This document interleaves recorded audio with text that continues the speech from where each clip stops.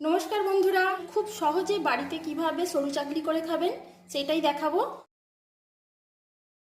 মিক্সিতে ডালগুলো পেস্ট করা হয়ে গেছে, চালটাও পেস্ট করে নিলাম।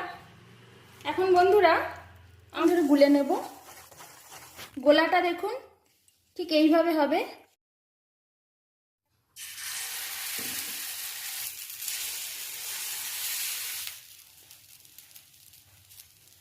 চাপা দিয়ে দিচ্ছি।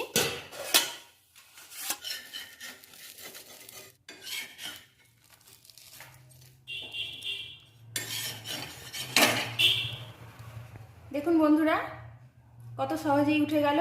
দেখুন একদম জালিদার, একদম সরু চাকলি পিঠে রেডি হয়ে গেছে। একদমই নরম, একই থাকবে। দেখুন আপনারা অবশ্যই বাড়িতে একবার এইভাবে তৈরি করে খাবেন। সবাই সুস্থ থাকবেন, ভালো থাকবেন। ধন্যবাদ।